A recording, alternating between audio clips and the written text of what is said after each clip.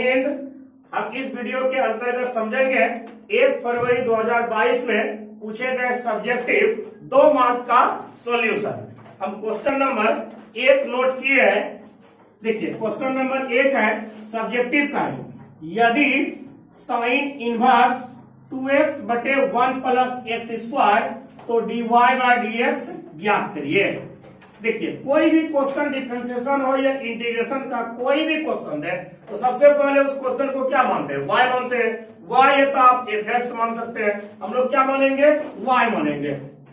अगर क्वेश्चन में दे दिया y तब तो ठीक है, नहीं दिया तो आप y को मान ले। सॉल्यूशन दिया, मान लिया y बराबर साइन इनवर्स 2x बटे 1 प्लस एक्स स्क्वायर। उसके बाद ये दिया है, सबसे पहले अगर वो डिफरेंशिएट हो जाए तब तो डिफरेंशिएट कर देना।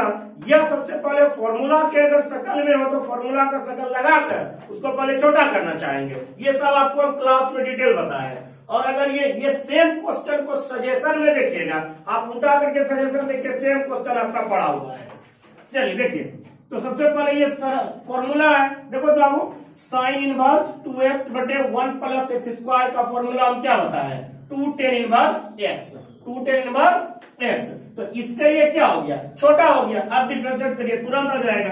तो हम इस चीज को क्या लिखेंगे, y is equal to 2 tan inverse x। ये फॉर्मूला आपको हम पढ़ा चुके हैं। आगे चलते हैं। उसके बाद अब डिफरेंशिएट करिए, differentiating with respect to x both sides, दोनों तरफ x के सापेक्ष अवकलन करने पर, मतलब dy बाय dx इधर लगा दिए, 2 गुना dy by dx tan inverse x, 2 तो कांस्टेंट है बाहर हो जाएगा, 2 गुना tan इनवर्स x का डिफरेंशिएशन 1 बटे 1 प्लस एक्स स्क्वायर, 2 गुना 1 2 बटे 1 प्लस एक्स स्क्वायर। यही हो गया आंसर। आप लोग इसको मिलाते रहिए कि आपका कितना सही हो रहा है। देखिए क्वेश्चन नंबर 2 लिखे, यदि x is equal to a cos t plus b sin t, comma y is equal to a sin t plus b cos t, तो dy बाय dx निकालिए। यहाँ x का मान अलग दिया और y का मान भी अलग दिया, तो साफ है ये पैरामीट्रिक डिफरेंशिएशन है। ये सब आपको हम बता चुके हैं। हम इसमें बताए थे कि x का अलग डिफरेंशिएट करना और y का अलग करना, और किसके रेस्पेक्ट में करना होता है, जो यहाँ पैरामीटर का काम करता है। यहाँ क्या है, t है, अगर ये थीटा देता तो थीटा के रेस्पेक्ट में, यहाँ t है तो t के रेस्पेक्ट में डिफरेंशिएट करना होता है। इसको देख करके आगे चलिए, तो दोनों को अलग अलग करिए।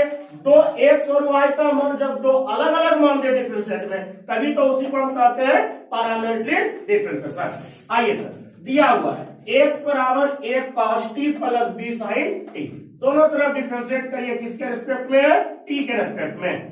तो dx by dt is equal to d by dt a cos t plus b sin t।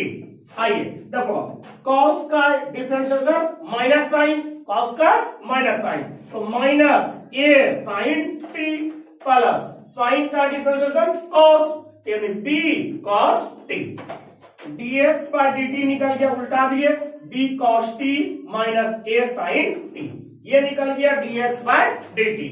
अब आप y को आगे बढ़ाइए, अगेन पुनः y is equal to a sin t plus b cos t, इसको डिफरेंशिएट करिए t के respect में, t के रेस्पेक्ट में डिफरेंशिएट करिए, तो a sin t plus b cos t।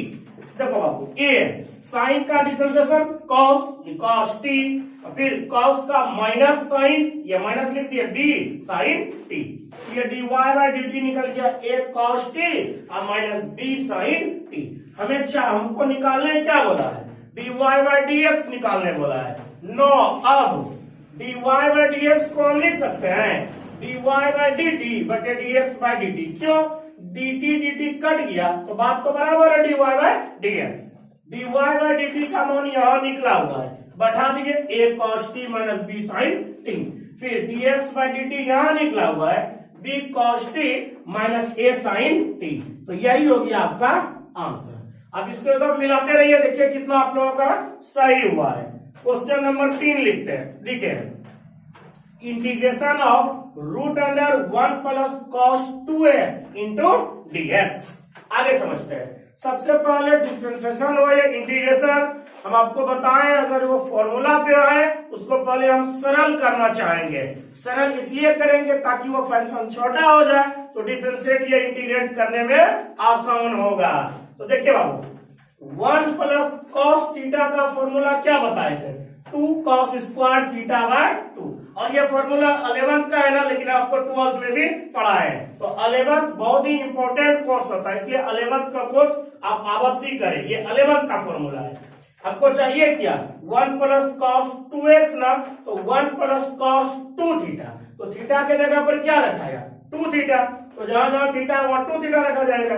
2 cos square theta के जगह पर 2 थीटा बटे 2, 2 कैंसिल, तो क्या बचेगा थीटा, ये 2 कॉस स्क्वायर थीटा। आगे देखिए बाबू, देखिए तो हम integration of root under 1 plus cos 2x को लिख सकते हैं 2 cos square x into dx। ये इसका वर्गमूल देखिए, 2 का तो वर्गमूल पूर्ण रूप में नहीं निकलेगा तो √2 रहने दिए। और इसका देखिए स्क्वायर रूट से गया क्या बचेगा cos x इंटू डी। √2 क्या है, कांस्टेंट है, बाहर हो गया, √2 कांस्टेंट बाहर। cos का इंटीग्रेशन, cos का इंटीग्रेशन क्या होता है, sin x होता है। तो हम √2 sin x प्लस c देना ना भूलेंगे। अब इतना आप लोग मिलाइए, फिर आगे समझाते हैं, आगे समझते हैं। देखिए क्वेश्चन नंबर 4 है, जो कि 2022 में क्वेश्चन पूछा गया है। Integration of sin x plus cos x बटे root under 1 plus sin 2x। सबसे पहले देखिए यहाँ बाबू देखो तो x है, फुल एंगल है, यहाँ पर 2x है, उसका 2 गुना एंगल है। तो हम पहले क्या करेंगे, सेम एंगल लाना चाहेंगे। यहाँ x है तो यहाँ भी x में लाना चाहेंगे। x में लाने के लिए देखिए हम क्या करेंगे, integration of sin x plus cos x लिख दिए। ऊपर जो है 1 को हम 10th क्लास से लिख सकते हैं sin square theta plus cos square theta. 1 यहाँ x है तो x लिख दिए। अब देखिए प्लस ये 11th क्लास में देखिए हम सूत्र पढ़ाए, प्रूव भी किए हैं, sin 2x का formula 2 sin x into cos x। तो वही लिखे sin 2x के जगह पर 2 sin x into cos x। ये देखिए तो फुल एंगल में कन्वर्ट हो गया, या तो डबल एंगल था ये हाफ, ये कन्वर्ट हो गया फुल एंगल में। अब देखो तो ये फॉर्मूला हो गया a square plus B square plus 2ab। ये किसका फॉर्मूला है, a प्लस बी का होल स्क्वायर। उसी तरह देखो स्क्वायर रूट कैंसिल, क्या बचा sin x plus cos x लिख दिया, ऊपर ये कट गया तो 1 यानी dx बचा, d इंटीग्रेशन कटेगा क्या बचेगा x प्लस c। यही हो गया आंसर। इसको आप लोग मिलाते रहिए। क्वेश्चन नंबर 5 है इंटीग्रेशन, सेम इसी तरह का क्वेश्चन है, integration of sin x minus cos x का होल क्यूब बटे integration of 1 minus sin 2x। Same वही सवाल है, इस sin 2x को क्या करेंगे, x में बदलेंगे, रूट है तो स्क्वायर लाना चाहेंगे ताकि स्क्वायर रूट कट जाएगा। देखिए integration of sin x plus cos x का होल क्यूब बटे रूट अंडर 1 को लिखेंगे sin square x plus cos square x, 1 minus sin 2x को लिख सकते हैं 2 sin x into cos x। Integration of वो ऊपर ना लिख दिए, ये देखो तो a square plus B square minus 2ab, तो a माइनस बी का होल स्क्वायर लगाइए, स्क्वायर रूट कैंसिल, तो क्या बचेगा सिर्फ sin x plus cos x।